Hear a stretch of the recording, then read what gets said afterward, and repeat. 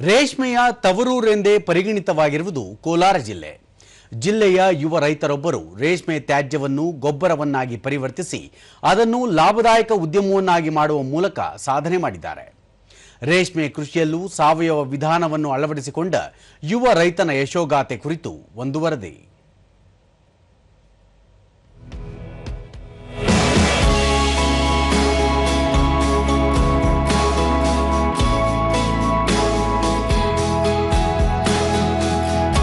ರೇಷ್ಮೆ ಕೃಷಿ ಹಾಗೂ ಉದ್ಯಮ ಇಂದು ಅತ್ಯಂತ ಲಾಭದಾಯಕ ಎಂದು ಪರಿಗಣಿತವಾಗಿದೆ. ಭಾರತ ವಿಶ್ವದ 2ನೇ ಅತಿ ದೊಡ್ಡ ರೇಷ್ಮೆ ಉತ್ಪಾದಕ ರಾಷ್ಟ್ರವಾಗಿದೆ. ಕೋಲಾರ ರೇಷ್ಮೆಯ ತವರೂರು ಅಥವಾ ರೇಷ್ಮೆ ನಗರಿ ಎಂದೇ ಖ್ಯಾತವಾಗಿದೆ. ರಾಜ್ಯದ ಒಟ್ಟು ರೇಷ್ಮೆ ಉತ್ಪಾದನೆಯಲ್ಲಿ ಕೋಲಾರ ಜಿಲ್ಲೆಯ ಪಾಲು ಹೆಚ್ಚಿನದಾಗಿದೆ.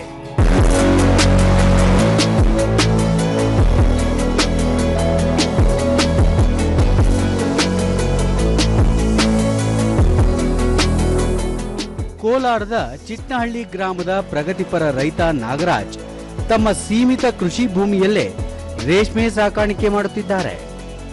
ಇವರು ಉತ್ಪಾದಿಸುವ ರೇಷ್ಮೆ ಗೂಡಿಗೆ ಅಧಿಕ ಲಾಭವೂ ಸಿಗುತ್ತಿದೆ. ಸರ್ಕಾರದ ಎಲ್ಲ ಸವಲತ್ತುಗಳನ್ನು ಪಡೆದು ನಾಗರಾಜ್ ಸ್ವದೇಶಿ ರೇಷ್ಮೆ ತಳಿ ಅಭಿವೃದ್ಧಿಯಲ್ಲಿ ಪ್ರಗತಿ ಸಾಧಿಸಿದ್ದಾರೆ. ರೇಷ್ಮೆ ಉತ್ಪಾದನೆಯ ಸಂದರ್ಭದಲ್ಲಿ ಅದರಿಂದ ಹೊರಬರುವ ತ್ಯಾಜ್ಯಗಳ ವಿಲೇವಾರಿ ದೊಡ್ಡ ಸಮಸ್ಯೆಯಾಗಿತ್ತು. ಹೆಚ್ಚಿನ ರೈತರು ತ್ಯಾಜ್ಯವನ್ನು ರಸ್ತೆ ಬದಿಯಲ್ಲಿ ಎಲ್ಲೆಂದರಲ್ಲಿ ಎಸೆಯುತ್ತಿದ್ದರು ಹಾಗೂ ಹಿಪ್ಪುನೇರಳೆಯ ಒಣಗಿದ ಕಡ್ಡಿಗಳಿಗೆ ಬೆಂಕಿ ಹಚ್ಚಿ ಸುಡಲಾಗುತ್ತಿತ್ತು. ಇದರಿಂದ ಪರಿಸರದ ಮೇಲೂ ಮಾರಕ ಪರಿಣಾಮ ಉಂಟಾಗುತ್ತಿತ್ತು. ಇದನ್ನು ಗಮನಿಸಿದ ರೈತ ನಾಗರಾಜ್ ರೇಷ್ಮೆ ತ್ಯಾಜ್ಯವನ್ನು ಸಂಸ್ಕರಿಸಿ ಜೈವಿಕ ಗೊಬ್ಬರವನ್ನಾಗಿ ಪರಿವರ್ತಿಸುವ ಹೊಸ ವಿಧಾನವನ್ನು ಆವಿಷ್ಕರಿಸಿದ್ದಾರೆ. ರೇಷ್ಮೆ ತ್ಯಾಜ್ಯದ ಗೊಬ್ಬರದ ಬಳಕೆಯಿಂದ ಮಣ್ಣಿನ ಆರೋಗ್ಯವೂ ಸಹ ಉತ್ತಮವಾಗುತ್ತದಲ್ಲದೆ ಅಧಿಕ ಇಳುವರಿಗೂ ಸಹಾಯವಾಗುತ್ತದೆ. ಹಿಪ್ಪುನೇರಳೆ ಕಡ್ಡಿಗಳನ್ನು ಸಣ್ಣದಾಗಿ ತುಂಡು ಮಾಡಿಕೊಂಡು ಗುಂಡಿಯ ಕೆಳಭಾಗದಲ್ಲಿ ಅದರ ಮೇಲೆ ರೇಷ್ಮೆ ಹುಳು ಹಾಗೂ ಎಲೆಗಳ ತ್ಯಾಜ್ಯವನ್ನು ಹಾಕಲಾಗುತ್ತದೆ. ಪ್ರತಿ ಪದರದ ಮೇಲೆ ಸಗಣಿ ನೀರನ್ನು ಚುಮುಕಿಸಬೇಕು. ಇದು ಸೂಕ್ಷ್ಮ ಜೀವಿಗಳ ಬೆಳವಣಿಗೆಗೆ ನೆರವಾಗುತ್ತದೆ. ಎರೆಹುಳು ಗೊಬ್ಬರ, ಎರೆಹುಳು ಜಲ, ಜೀವಾಮೃತ, ಎರೆಹುಳುಗಳನ್ನು ಮಾರಾಟ ಮಾಡುವುದರೊಂದಿಗೆ ಸುರಭಿ ಜೀವಸುಧಾ ಘಟಕ ಸ್ಥಾಪನೆ ಮಾಡಿದ್ದಾರೆ. ಹೀಗೆ ಜೈವಿಕ ಗೊಬ್ಬರ ಘಟಕ ಸ್ಥಾಪಿಸಿ ಸಾವಯವ ಕೃಷಿಯಲ್ಲಿ ರೈತ ನಾಗರಾಜ್ ಅವರು ತೊಡಗಿದ್ದು ಇತರೆ ರೈತರಿಗೂ ಮಾದರಿಯಾಗಿದ್ದಾರೆ. ದೂರದರ್ಶನದೊಂದಿಗೆ ರೈತ ನಾಗರಾಜ್ 2018ರಿಂದಲೂ ಸಾವಯವ ಕೃಷಿಯಲ್ಲಿ ತೊಡಗಿದ್ದು ಕೃಷಿ ವಿಜ್ಞಾನ ಕೇಂದ್ರ ಹಾಗೂ ರೇಷ್ಮೆ ಇಲಾಖೆಯ ಹಿರಿಯ ಅಧಿಕಾರಿಗಳ ಮಾರ್ಗದರ್ಶನದೊಂದಿಗೆ ಜೈವಿಕ ಗೊಬ್ಬರ ಉತ್ಪಾದನೆ ಮಾಡಲಾಗುತ್ತಿದೆ. ಆಫ್ರಿಕನ್ ತಳಿಯ ಎರೆಹುಳುಗಳ ತ್ಯಾಜ್ಯವನ್ನು ಗೊಬ್ಬರವಾಗಿ ಮಾರ್ಪಡಿಸುವುದರಿಂದ ಅದರ ಫಲವಂತಿಕೆ ಹೆಚ್ಚಾಗುತ್ತದೆ ಎಂದು ವಿವರ ನೀಡಿದರು. 3 ವರ್ಮಿ ಬ್ಯಾಗ್ ಅಂತೇಳಿ ಕೊಟ್ಟರು. ಒಂದರಲ್ಲಿ GKVK ಕಲ್ಚರ್ ಹಾಕಿದೆ, ಒಂದರಲ್ಲಿ CSRT ಕಲ್ಚರ್ ಹಾಕಿದೆ, ಇನ್ನೊಂದರಲ್ಲಿ ವೇಸ್ಟ್ ಡಿಕಂಪೋಸರ್ ಹಾಕಿದೆ.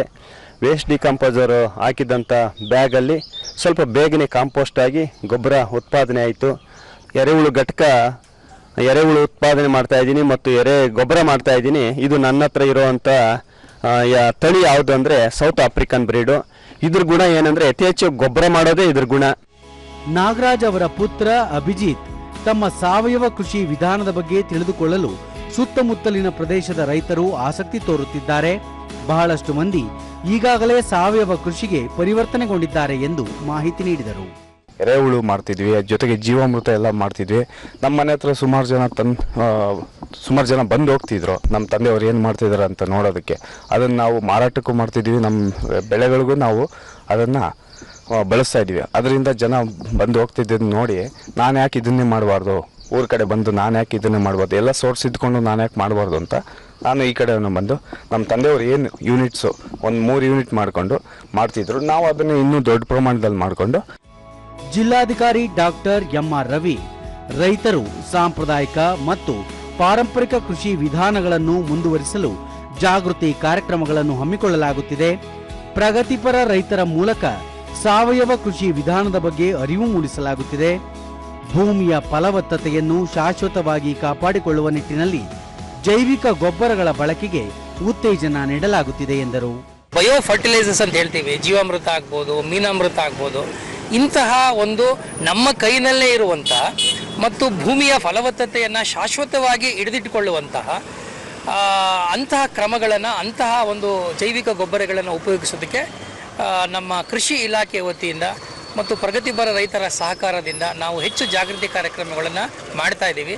ರೇಷ್ಮೆ ತ್ಯಾಜ್ಯವನ್ನು ಗೊಬ್ಬರವನ್ನಾಗಿ ಪರಿವರ್ತಿಸಿ ಅದನ್ನು ಲಾಭದಾಯಕ ಉದ್ಯಮವನ್ನಾಗಿ ಮಾಡುವ ಮೂಲಕ ಕೃಷಿಕ ನಾಗರಾಜ್ ರಾಜ್ಯದ ಉಳಿದ ರೈತರಿಗೂ ಮಾದರಿಯಾಗಿದ್ದಾರೆ. ಹಾಗೂ ರೇಷ್ಮೆ ಕೃಷಿಗೆ ಇದರಿಂದ ಸಾಕಷ್ಟು ಉತ್ತೇಜನವೂ ದೊರೆಯುವಂತಾಗಿದೆ.